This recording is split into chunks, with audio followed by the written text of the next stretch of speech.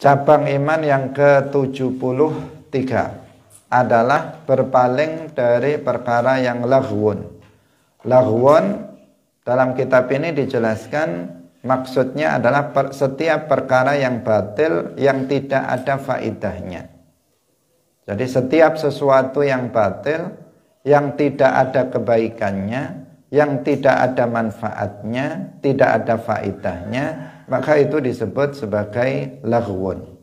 Termasuk dalam hal ini adalah ucapan-ucapan yang tidak berfaedah, ucapan-ucapan yang tidak ada manfaatnya bagi seseorang, maka seseorang hendaknya dia berpaling darinya. Artinya dia tidak mengucapkan kata-kata yang tidak ada faidahnya, yang tidak ada gunanya.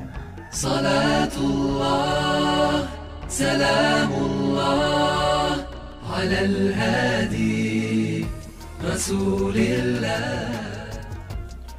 Assalamualaikum warahmatullahi wabarakatuh. Qala al-muallif rahimahullahu ta'ala as-salisu wa sab'un. As-salisu utawi kang nomor 3 wa sab'una lan 70 iku al-i'radu. Iku al-i'radu berpaling anil laghwi saking ucapan kang ala, kang ora ana manfaate.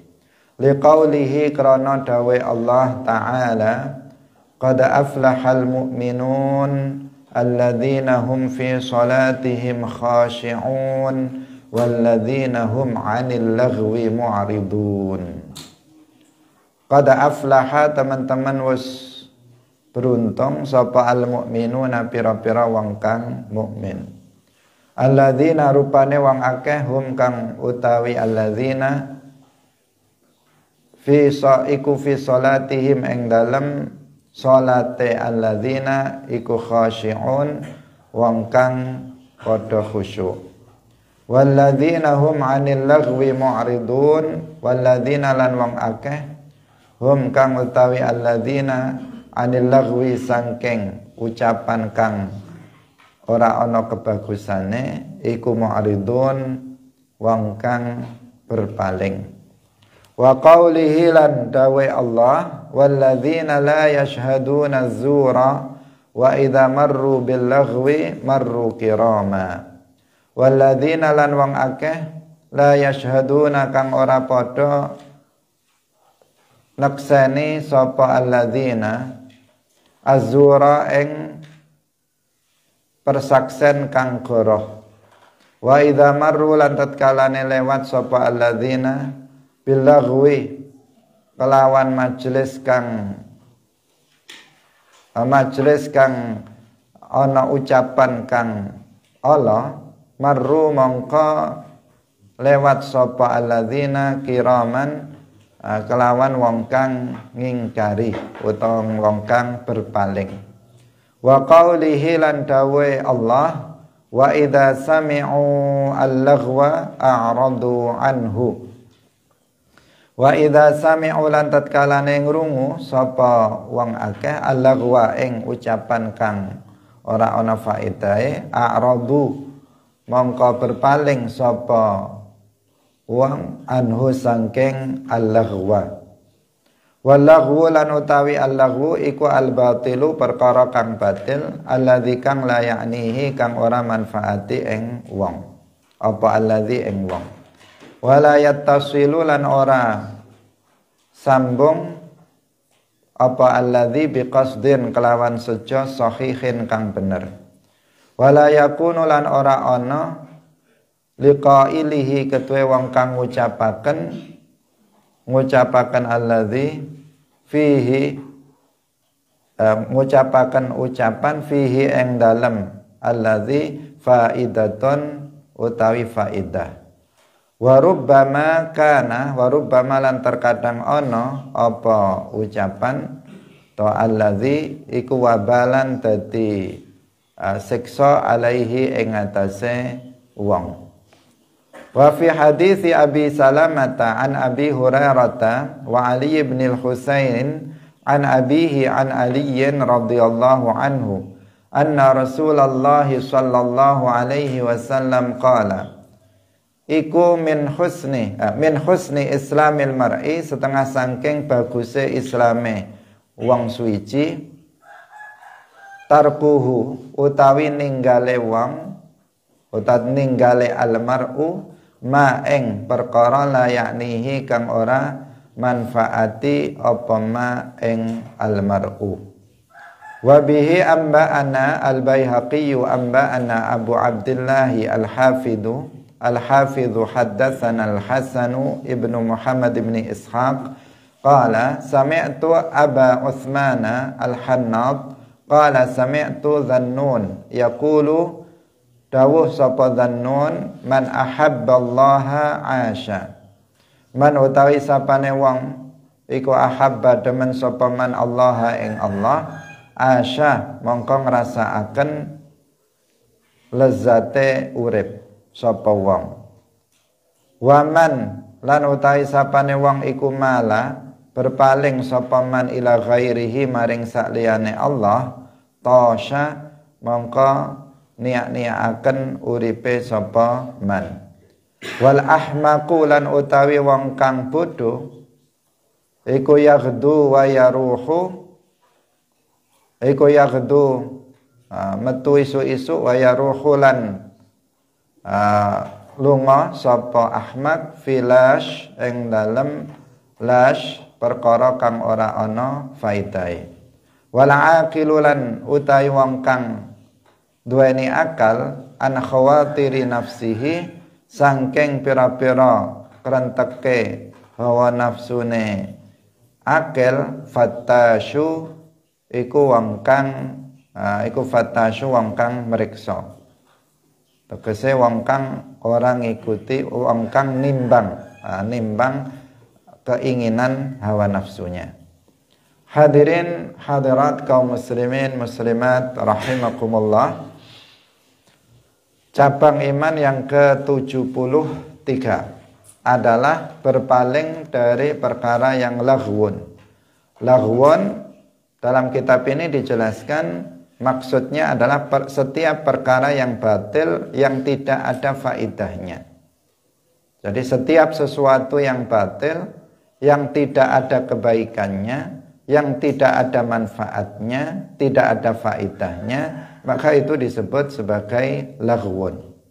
Termasuk dalam hal ini adalah ucapan-ucapan yang tidak berfaedah, ucapan-ucapan yang tidak ada manfaatnya bagi seseorang, maka seseorang hendaknya dia berpaling darinya, artinya dia tidak mengucapkan kata-kata yang tidak ada faedahnya, yang tidak ada gunanya. Ini didasarkan kepada beberapa ayat dan hadis-hadis Rasulullah sallallahu alaihi wasallam. Di antaranya dalam surat Al-Mu'minun ayat 1 sampai 3. Allah Subhanahu wa taala berfirman, "Qad aflahal mu'minun." Benar-benar orang-orang yang mukmin itu beruntung. Nah, siapa yang orang mukmin yang beruntung itu? Alladzina hum fi salatihim khashi'un, yaitu mereka yang di dalam salatnya itu khusyuk. Artinya seseorang ketika dalam salat dia bisa menghadirkan dalam hatinya rasa pengagungan kepada Allah Subhanahu wa taala. Itu yang disebut dengan khusyuk. Jadi menghadirkan rasa pengagungan kepada Allah, rasa cinta kepada Allah Subhanahu wa taala di dalam hati. Itu yang disebut dengan khusyuk. Khusyuk artinya bukan membayangkan Allah. Khusyuk artinya bukan dengan menggambarkan Allah Subhanahu wa taala di dalam salat. Karena Allah Subhanahu wa taala bukan gambar, bukan benda, bukan sesuatu yang memiliki bentuk dan ukuran untuk bisa dibayangkan, untuk bisa digambarkan. Tidak seperti itu. Sehingga khusyuk bukan artinya membayangkan atau menggambarkan Allah. Karena ada sebagian orang yang memahaminya seperti itu. Karena dia menginginkan sholat yang khusyuk, maka ketika dia sholat, kemudian dia pun mulai membayangkan Allah subhanahu wa ta'ala. Padahal apa yang terbayang dalam pikiran, dalam benak manusia, itu pasti benda, dan Allah subhanahu wa ta'ala itu bukan benda. Nah, lalu apa yang dimaksud dengan khusyuk? Yaitu menghadirkan rasa pengagungan kepada Allah subhanahu wa ta'ala, rasa cinta kepada Allah subhanahu wa ta'ala, rasa takut kepada Allah subhanahu wa ta'ala di dalam hati. Itulah yang disebut dengan khusyuk. Jadi ketika kita sholat, dalam hati kita itu penuh dengan pengagungan kepada Allah, maka berarti kita telah melakukan sholat dengan khusyuk. Hadirin rahimakumullah, orang mukmin yang beruntung adalah pertama, orang-orang mukmin yang di dalam sholatnya mereka khusyuk dalam melakukannya. Yang kedua, walladzina hum 'anil lagwi mu'ridun, dan mereka yang berpaling dari ucapan-ucapan yang tidak ada kebaikan di dalamnya, yang tidak ada manfaatnya, yang tidak ada faedahnya, yang terkadang bahkan ucapan-ucapan itu adalah ucapan yang mazmum, ucapan yang tercela, yang bisa mengakibatkan seseorang jatuh dalam perkara yang dosa. Jadi orang itu kalau kita berbicara, ada kalanya ucapan yang kita ucapkan itu mengandung pahala. Seperti kita membaca Al-Quran, seperti kita mengajar, seperti kita memberikan nasihat, seperti kita membaca Al-Quran. Maka ucapan-ucapan yang kita sampaikan, yang kita keluarkan dari lisan kita, itu mengandung unsur pahala jika seseorang melakukannya dengan ikhlas. Tetapi terkadang ucapan-ucapan yang kita ucapkan itu adalah ucapan yang tidak mengandung pahala. Nah, yang tidak mengandung pahala ini ada kalanya memang ada manfaatnya tetapi tidak ada pahalanya. Ada kalanya tidak ada manfaatnya sama sekali. Nah, sering sebagian besar kita dan hawa nafsu kita memang selalu mendorong kita untuk mengucapkan kata-kata yang sebenarnya nggak ada manfaatnya untuk kita. Orang sekarang, anak muda sekarang menyebutnya dengan istilah kepo. Ya. Jadi selalu bertanya tentang sesuatu urusan orang lain yang sebenarnya nggak ada manfaatnya untuk dia. Nggak ada urusannya dengan dia dan nggak ada manfaatnya untuk dia. Misalnya seseorang punya baju baru misalnya. Ada temannya punya baju yang baru. Itu ditanya-tanya, diurus. Segala detailnya itu diurus. Misalnya harganya berapa, ukurannya berapa, di mana belinya, kemudian kamu beli pakai apa misalnya. Uangnya dari mana, apakah kamu dikirim berapa sama bapak kamu dan seterusnya, semuanya diurus. Padahal itu apa? Bagi dia apalah manfaat untuk dia? Apakah dia mendapatkan keuntungan dengan bertanya detail seperti itu kepada orang lain? Tentu kan tidak. Nah, ini namanya mengucapkan kata-kata yang sebenarnya tidak ada faedah bagi dia. Sesuatu yang nggak ada faedah baginya, sebaiknya seseorang itu meninggalkannya, tidak melakukannya. Apalagi jika dalam ucapan-ucapan itu mengandung sesuatu yang buruk, sesuatu ucapan yang bukan hanya tidak bermanfaat bagi dirinya, tetapi ucapan itu mengandung unsur dosa. Maka itu lebih lagi tidak boleh seseorang untuk mengucapkannya. Misalnya seseorang mengucapkan kata-kata yang ada unsur sabbul muslim, mencela, mencaci seorang muslim. Dia mengucapkan ucapan yang isinya adalah ghibah. Dia mengucapkan ucapan yang isinya adalah namimah. Dia mengucapkan ucapan yang isinya adalah kadzib, kebohongan. Ini adalah ucapan-ucapan yang bukan hanya tidak ada faidahnya, tetapi justru ucapan-ucapan itu akan mencelakakan dia nanti di akhirat, karena ucapan-ucapan itu mengandung wabal, mengandung unsur dosa yang diancam orang yang melakukannya dengan siksa nanti di akhirat. Kita harus senantiasa ingat bahwa setiap yang kita ucapkan itu semuanya dicatat oleh malaikat. Wa ma yalfidhu min qawlin illa ladaihi raqibun atid. Ma yalfidhu, enggak ada wanya. Ma yalfidhu min qawlin illa ladaihi raqibun atidun. Tidaklah seseorang itu mengucapkan kata-kata kecuali ada raqib atid yang mencatat apa yang kita ucapkan.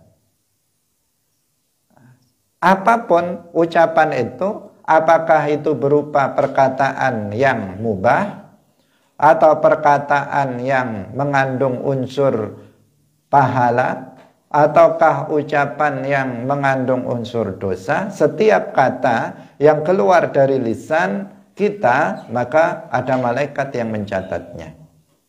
Hanya saja para ulama mengatakan apabila ucapan-ucapan atau perkataan-perkataan yang keluar dari lisan kita itu tidak mengandung unsur pahala dan juga tidak mengandung unsur dosa, maka kemudian para malaikat menghapusnya kembali. Sehingga yang tersisa itu hanya ucapan-ucapan yang mengandung pahala dan ucapan-ucapan yang mengandung dosa. Karena nanti akan dipertanggungjawabkan oleh kita di akhirat kelak. Hadirin yang dirahmati oleh Allah Subhanahu wa ta'ala. Jika kita mengetahui bahwa setiap kata yang keluar dari lisan kita itu ada pertanggungjawabannya, bahwa setiap kata yang keluar dari lisan kita itu dicatat oleh para malaikat. Tidak satu pun kata keluar dari lisan kita kecuali ada catatannya, dicatat oleh para malaikat. Jika kita sudah mengetahuinya seperti itu, maka hendaknya kita tidak sembarangan ngomong. Hendaknya kita tidak berkata kecuali dengan perkataan yang baik. Hendaknya kita tidak asal ceplos, asal nyeplos dalam berbicara, asal ngomong saja. Pokoknya ngomong. Ada manfaat, nggak ada manfaatnya, asal ngomong.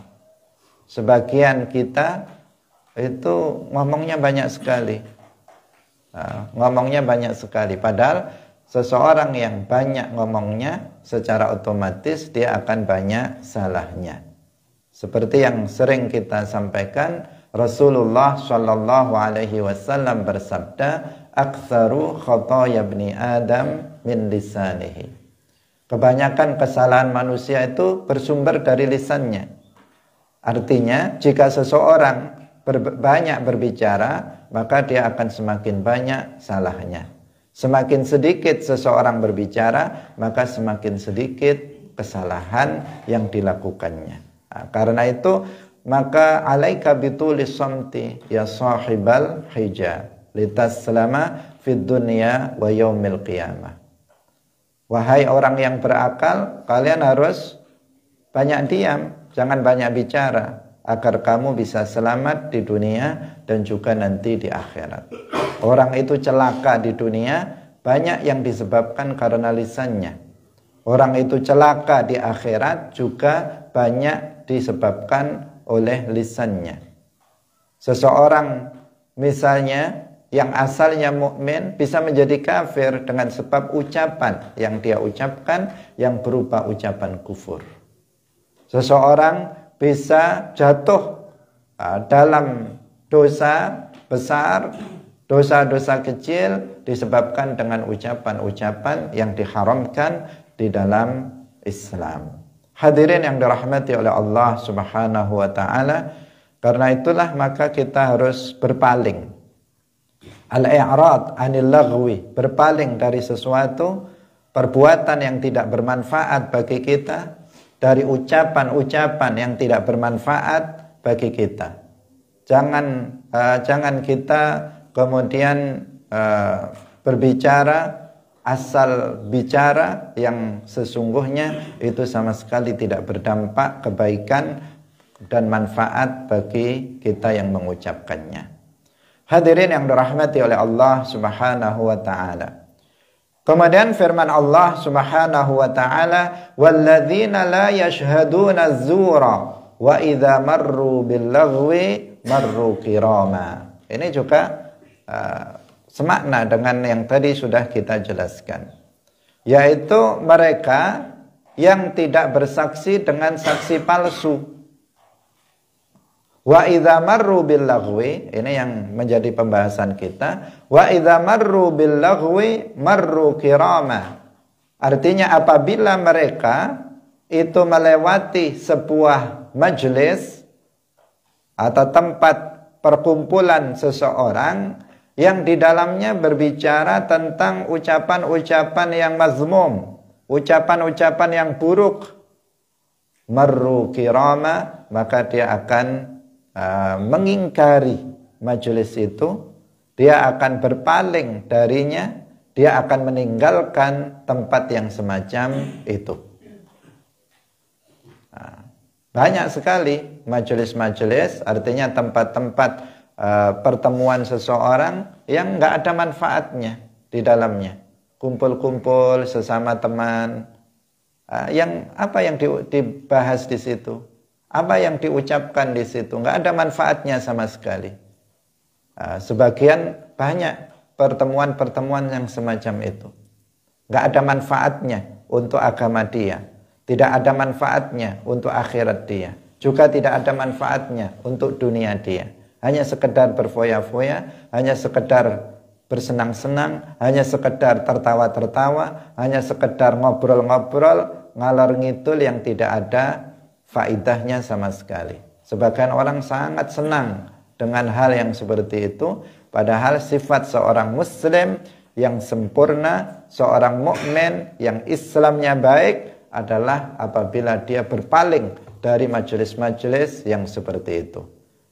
Dari pertemuan-pertemuan yang nggak ada faedahnya, yang berbicara omong kosong, nggak berfaedah, hendaknya kita meninggalkannya. Kita harus bisa pilih-pilih majelis ilmu. Jelas majelis yang berbicara tentang ilmu tentu ada manfaatnya. Halaqah mudzakarah, halaqah murajaah, hadir dalam majelis ilmu seperti ini, jelas ada manfaatnya, maka kita tetap di dalamnya. Ada majelis-majelis foya-foya, majelis untuk tertawa-tertawa, majelis untuk ngobrol-ngobrol yang tidak bermanfaat, tinggalkan itu semuanya, dan itu merupakan bagian dari yang menunjukkan kesempurnaan iman seseorang. Jika seseorang itu suka kumpul-kumpul, duduk-duduk bersama orang-orang yang dalam sebuah majelis itu berbicara dengan ucapan-ucapan yang buruk, ucapan-ucapan yang tidak berfaedah dan tidak bermanfaat, maka itu menunjukkan kurangnya keimanan dia. Karena ini merupakan bagian berpaling dari sesuatu yang batil yang tidak bermanfaat adalah bagian dari cabang dari keimanan. Kemudian firman Allah Subhanahu wa taala, wa idza sami'ul laghwa a'radu anhu. Apabila mereka mendengar al-laghwa, yaitu ucapan-ucapan yang ucapan-ucapan yang tercela. Ucapan-ucapan yang tercela. Misalnya ada ucapan di situ yang buruk, nyanyi-nyanyian yang enggak ada faedahnya misalnya. A'radu anhu, maka mereka berpaling dari ucapan yang buruk seperti itu. Hadirin yang dirahmati oleh Allah Subhanahu wa taala, ayat-ayat ini menjelaskan tentang mereka orang-orang mukmin yang sempurna imannya, Nah, yaitu diantaranya sifat mereka adalah mereka berpaling dari perkara-perkara yang batil, yang tidak ada manfaat baginya, apalagi perkara tersebut adalah yang mazmum, yang tercela, yang mengandung unsur maksiat. Di dalam hadis Rasulullah Shallallahu Alaihi Wasallam bersabda, min husni islamil mar'i tarkuhu ma la ya'nih. Min husni islamil mar'i tarkuhu ma la ya'nih. Ini hadis pendek, tetapi perlu kita hafalkan dan kita camkan baik-baik, kita perhatikan baik-baik hadis ini, dan kita angan-angan dalam pikiran kita. Selalu kita ingat-ingat hadis ini agar kita tidak menjadi orang yang orang yang kepo tadi. Orang yang selalu berbicara, ingin tahu saja urusan orang lain. Nah, ini hadis pendek tetapi sangat mendalam. Nah, hadisnya pendek tetapi sangat mendalam. Ya, begitulah hadis-hadis Rasulullah Sallallahu Alaihi Wasallam, penuh dengan hikmah, yang banyak sekali pelajaran yang bisa kita ambil dari hadis Rasulullah Sallallahu Alaihi Wasallam. Di antaranya adalah hadis ini. Beliau bersabda, min husni islamil mar'i tarkuhu ma la ya'ni. Ini ada dalam Arba'in An-Nawawiyah juga, karena ini merupakan salah satu kaidah dalam agama yang harus kita pegangi dalam kehidupan kita sehari-hari untuk mendapatkan keselamatan kita dalam kehidupan di dunia ini. Min husni islamil mar'i tarkuhu ma la ya'ni. Di antara ciri kebaikan keislaman seseorang adalah meninggalkan sesuatu yang tidak bermanfaat baginya. Ya. Jadi di antara ciri tanda kebaikan keislaman seseorang yang menunjukkan orang ini Islamnya baik, tandanya apa? Tandanya orang itu meninggalkan sesuatu yang tidak bermanfaat bagi dirinya. Itu makna ini, dan ini sangat mendalam sekali. Hadis ini menjelaskan indikator atau tanda-tanda seorang muslim itu baik. Jadi salah satu parameter kebaikan Islam seseorang adalah jika seseorang itu mau meninggalkan hal-hal yang tidak bermanfaat baginya di akhirat nanti. Kalau ada seseorang yang suka melakukan perbuatan-perbuatan yang gak ada manfaatnya, atau kalau ada seseorang yang suka mengucapkan ucapan-ucapan yang gak ada manfaatnya bagi dirinya, maka itu pertanda Islamnya masih belum baik. Nah, keislamannya artinya pengamalan dia terhadap Islam itu belum baik. Parameter, ukuran, dan kita bisa mengukurnya pada diri kita sendiri. Apakah kita tergolong sebagai orang-orang yang orang yang hanya melakukan sesuatu yang bermanfaat saja? Apakah kita tergolong sebagai orang-orang yang hanya berbicara dengan ucapan yang bermanfaat bagi kita saja? Atau kita tergolong sebaliknya, orang-orang yang suka melakukan dan mengucapkan kata-kata yang gak ada faedahnya, yang gak ada gunanya, gak ada manfaatnya bagi kita. Nah, ini semuanya bisa kita jadikan sebagai alat untuk mengukur, untuk muhasabah terhadap diri kita masing-masing. Apalagi sampai ngurus urusan orang lain. Nah, sebagian orang dia banyak urusan, tetapi dia masih sempat mengurus orang lain. Nah, karena mengurus orang lain mungkin terasa lebih menyenangkan bagi hawa nafsu seseorang. Kalau ngurus diri sendiri, dia banyak kekurangan dia, banyak masalah dia, tapi dia malah ngurus orang lain. mikirkan orang lain, orang kok begini dan begini, orang itu kok melakukan ini dan itu. Dia pengen tahu, padahal setelah tahu dia juga nggak bisa membantu temannya itu. Hanya menambah masalah karena ketahuan dia atau namanya tahunya dia terhadap permasalahan-permasalahan orang lain, justru itu menambah beban orang lain. Hadirin yang dirahmati oleh Allah Subhanahu wa taala. Sehingga ini kaitannya juga dalam hal mendidik, anak. Seorang orang tua itu juga tidak seharusnya dia menjawab semua pertanyaan yang diajukan oleh anak. Karena biasanya anak kecil itu juga salah satu karakternya selalu ingin tahu. Tanya. Misalnya, Bu ini gimana, Bu ini, tanya-tanya terus. Sebagian orang mengatakan, oh cerdas anak saya ini. Dia mengatakan itu menunjukkan anak yang cerdas. Sehingga semua ditanyakan. Sampai yang detail-detail ditanyakan. Bagaimana sikap kita sebagai orang tua yang mendidik dia? Hendaknya tidak menjawab semua pertanyaan. Tidak menjawab semua pertanyaan. Tetapi pertanyaan yang mengandung manfaat itu yang dijawab. Sebaliknya kita mengajarinya untuk mengatakan nggak boleh tanya seperti itu. Dibilang.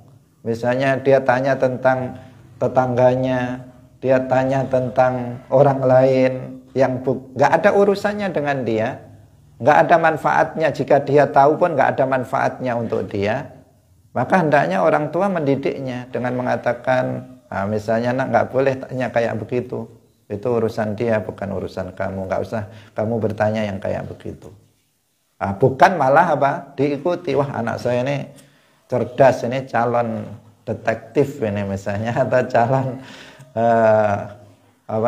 pegawai KPK misalnya. Kemudian semua yang ditanyakan harus dijawab. Enggak. Karena apa? Kalau kita menjawab semua pertanyaan yang dia sampaikan, maka artinya kita mendidik dia untuk kepo tadi, mendidik dia untuk ingin tahu saja urusan orang lain yang padahal itu tidak akan bermanfaat bagi dirinya. Hadirin yang dirahmati oleh Allah Subhanahu wa taala.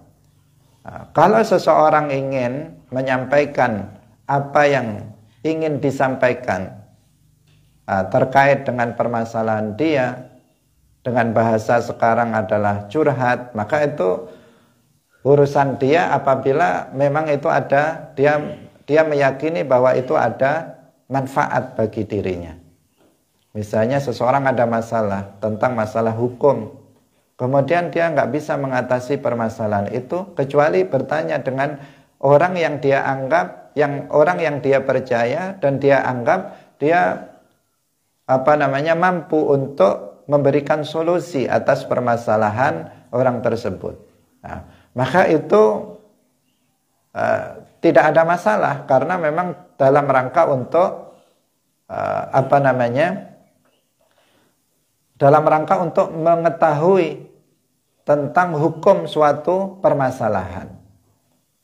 Tetapi ya secukupnya. Bagi kita yang ditanya ya secukupnya. Secukupnya apa yang diperlukan itu yang apa yang diperlukan untuk ditanya, maka itu kita tanyakan. Apa yang tidak perlu kita tanyakan, maka tidak perlu kita tanyakan. Seperti itu. Karena memang kalau seseorang meminta atau bertanya tentang masalah hukum misalnya, terkadang kita yang ditanya harus bertanya tentang banyak hal. Karena kalau sudah berkaitan dengan hukum, biasanya berkaitan dengan hal-hal yang lain. Tidak bisa satu pertanyaan itu biasanya kalau menyangkut sesuatu yang fakta dalam kehidupan, itu nggak bisa dia pertanyaan itu berdiri sendiri. Tetapi ada hal lain yang perlu diketahui untuk bisa seseorang menjawab tentang hukum yang sebenarnya dari permasalahan itu. Karena pertanyaannya masih global, sehingga perlu dirinci. Perlu dirinci sehingga dia bertanya. Tetapi tidak lebih dari yang diperlukan. Terkadang enggak, kebanyakan enggak. Tetapi dia bertanya sesuatu yang sebenarnya sudah selesai pun masih bertanya tentang sesuatu yang lainnya yang menyangkut kehidupan orang tersebut yang sebenarnya itu tidak bermanfaat bagi dirinya. Hadirin yang dirahmati oleh Allah Subhanahu wa taala, min husni islamil mar'i tarkuhu ma la ya'ni. Ini harus betul-betul kita pegang dalam kehidupan kita sehari-hari agar kita mendapatkan keselamatan fid dunya wal akhirah.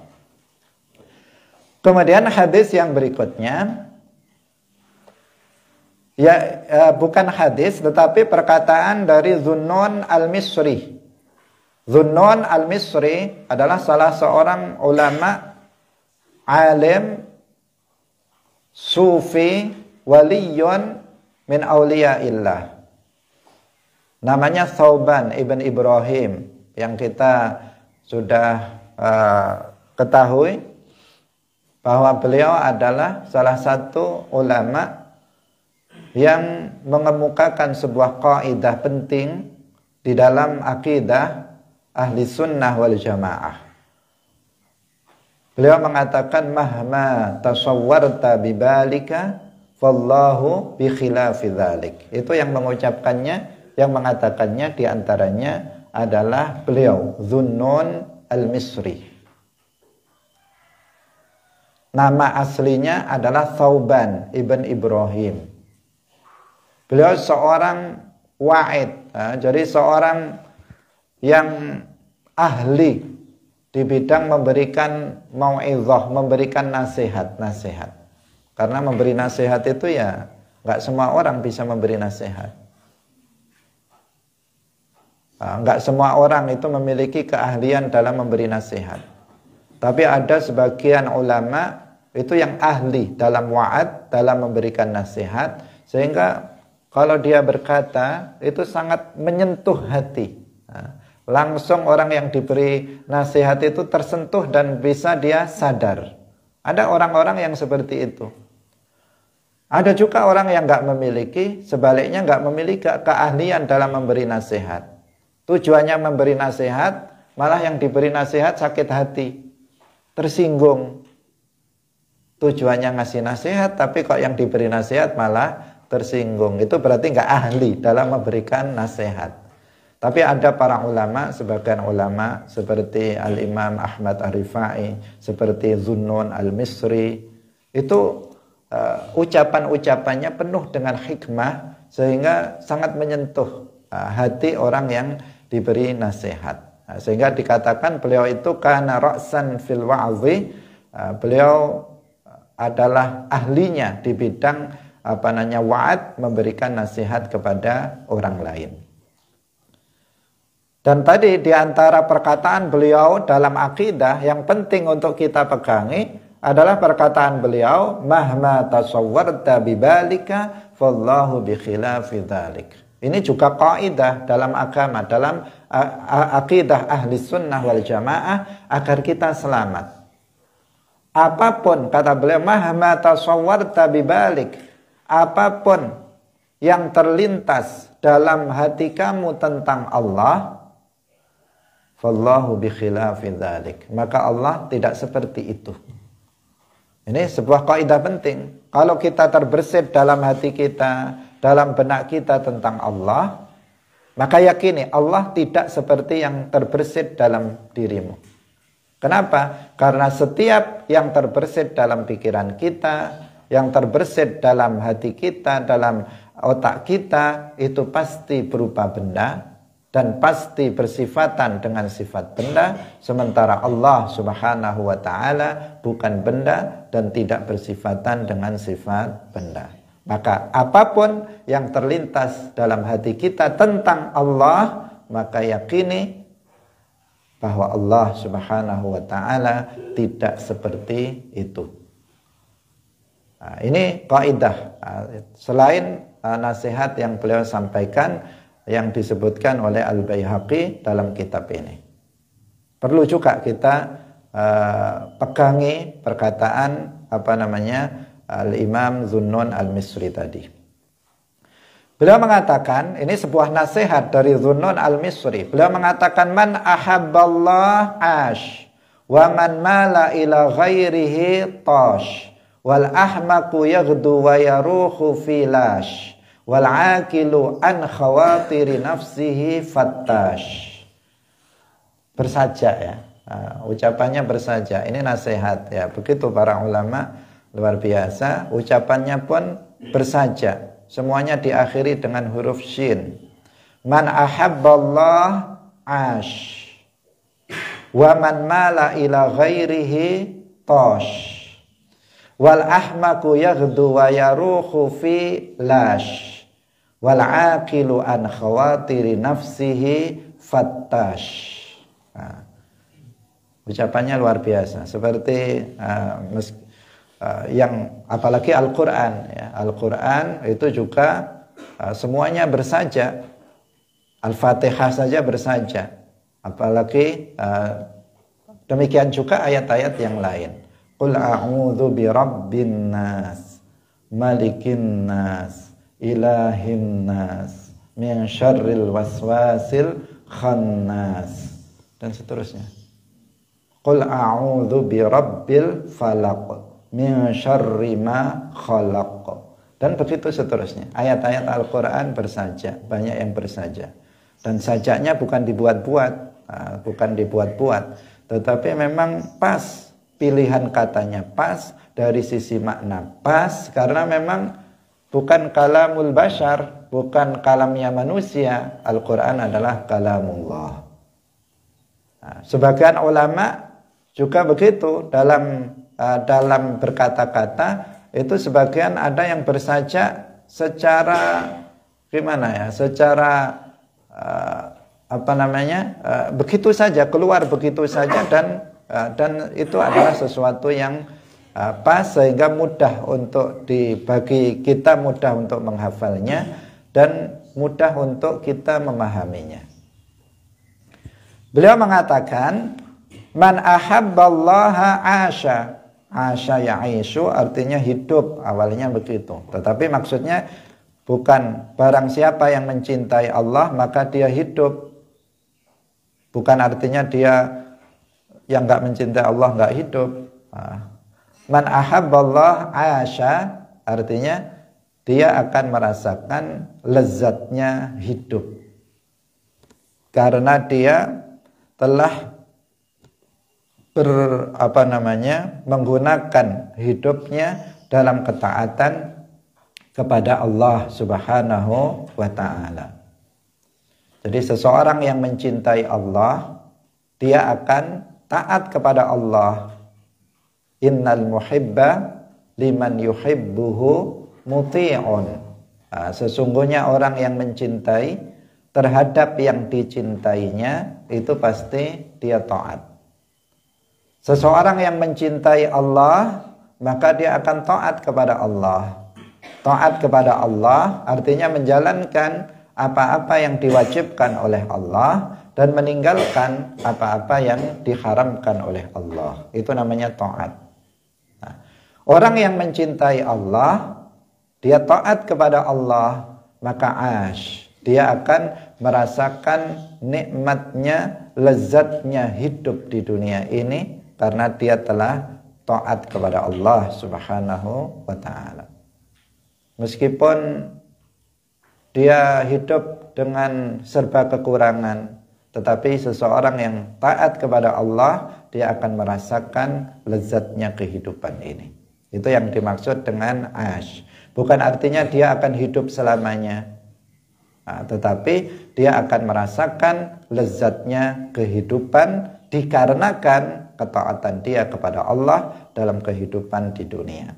Wa man mala ila ghairihi tash, dan barang siapa yang berpaling pada selain Allah, dia cintanya kepada selain Allah mengalahkan cintanya kepada Allah dan Rasulnya, maka tash, maka dia akan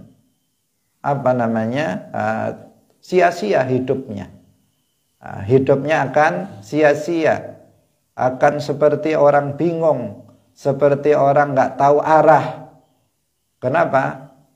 Karena dia akan hanyut dalam kemaksiatan kepada Allah dikarenakan kecintaannya terhadap dunia, karena kecintaannya terhadap manusia, terhadap harta benda, terhadap jabatan dan seterusnya, mengalahkan kecintaannya kepada Allah dan Rasulnya. Akhirnya dia bingung sendiri, kayak orang nggak tentu arah, karena hidupnya dipenuhi dengan dosa-dosa yang sangat banyak. Karena kecintaan terhadap dunia mengakibatkan dia akan sengsara dalam kehidupannya di dunia. Wal ahmaku yaghdu wa yaruhu filash. Orang ahmak itu orang yang bodoh. Ahmak itu orang yang bodoh. Bodoh itu ya bodoh.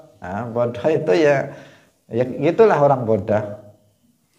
Kayak nggak punya nggak punya akal gitu. Orang bodoh, tolah-toleh, nggak berakal, kayak seperti itu. Ahmak, orang yang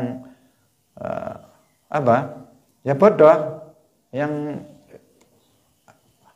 yang kayak orang nggak sulit untuk memahami sesuatu, tolol atau ghabi. Ahmak.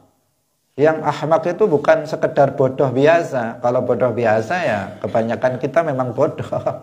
Tetapi ini bodoh yang super bodoh, yang nggak kayak orang nggak beneh gitu ya. Al-ahmak yaghdu wa yaruh filash, artinya orang bodoh itu setiap apa yang dilakukannya itu lash itu bahasa di sini adalah lughatul Iraq, bahasa Irak, artinya la syai'. Ini bahasa amiyah. Lash artinya la syai'. Artinya orang yang bodoh dalam setiap yang dilakukannya itu tidak ada manfaatnya. Tidak ada apa-apanya. Itu orang bodoh. Wal ahmaku yaghdu wa yaruhu filash. Ngomong nggak ada manfaatnya, melakukan sesuatu nggak ada manfaatnya, itu ahmak. Orang yang bodoh seperti itu, kasihan. Nah, apapun yang dia lakukan nggak ada faidah dan nggak ada manfaatnya. Maka berarti kalau ada orang sebenarnya nggak bodoh, dari sisi otaknya normal, tetapi suka melakukan sesuatu yang nggak ada manfaatnya, suka melakukan sesuatu, mengucapkan perkataan-perkataan yang nggak ada faedahnya, berarti dia apa? Ahmak. Masuk dalam kategori ahmak, orang bodoh. Kalau seperti itu, kenapa? Dia sudah tahu apa yang karena perbuatan melakukan sesuatu nggak ada faedahnya, mengucapkan ucapan yang nggak ada faedahnya, itu ciri khas orang bodoh, ciri khas ahmak, ciri khasnya orang idiot itu kayak begitu. Mengucapkan nggak ada faedahnya, kalau ngomong nggak ada manfaatnya, kalau melakukan sesuatu nggak ada manfaatnya, itulah orang idiot kayak begitu. Kalau kemudian ada kita waras, nah, sebenarnya otaknya juga jalan, tapi suka melakukan sesuatu yang nggak ada faedahnya, suka mengucapkan kata-kata yang nggak ada gunanya, maka itu sama saja dia dengan orang yang ahmak. Nah, ini yang berkaitan dengan pembahasan kita. Wal aqilu an khawatiri nafsihi fattash. Beda dengan orang yang berakal. Orang yang berakal dia tidak mengikuti setiap khatir yang muncul pada dirinya. Dia tidak mengikuti hawa nafsunya begitu saja. Tetapi dia fattash, dia akan memeriksa mana ini apa yang diinginkan oleh hawa nafsu saya ini bermanfaat atau tidak. Dia berpikir, itu orang berakal. Saya akan mengucapkan kata-kata ini ada manfaatnya atau tidak. Kalau ada saya ucapkan, kalau enggak saya ucapkan. Saya akan melakukan ini, hawa nafsu saya mendorong saya melakukan perbuatan ini. Orang yang akil, orang yang berakal, dia berpikir, dia akan menimbang apakah perbuatan ini bermanfaat atau tidak. Jika bermanfaat, saya lakukan. Jika tidak bermanfaat, maka saya tidak melakukannya. Itu akil. Orang berakal seperti itu. Beda dengan ahmak tadi. Ahmak tadi apa? Nggak berpikir dia. Apapun yang diinginkan oleh hawa nafsunya untuk diucapkan, diucapkan. Apapun yang diperintahkan oleh hawa nafsunya untuk dikerjakan, dia kerjakan tanpa berpikir. Itu ahmak. Tetapi kalau akil, orang yang berakal tidak. Dia akan berpikir tentang manfaat, faidah dari ucapan dan perkataan yang akan dilakukannya. Dia akan mempertimbangkan masa-masa tentang sesuatu yang akan dikatakannya dan sesuatu yang akan diperbuatannya. Apakah itu sesuatu yang membawa manfaat bagi dirinya nanti di akhirat, atau justru sebaliknya akan mencelakakan dia nanti di akhirat. Hadirin yang dirahmati oleh Allah Subhanahu wa taala, demikian pengajian kita pada pagi hari ini. Semoga bermanfaat dan kita mendekati khatam kitab Mukhtasar Syu'abil Iman ini. Insyaallah sampai hari Sabtu kita sudah akan menyelesaikan kitab ini, dan minggu depan kita akan membaca kitab yang baru. Belum tahu kita akan membaca kitab apa. Silahkan bagi yang mau usul, dipersilahkan. Tapi tidak setiap usul itu kita terima, ya, kita pertimbangkan. Barakallahu fikum, wallahul muwaffiq ila aqwamit thariq. Wassalamualaikum warahmatullahi wabarakatuh.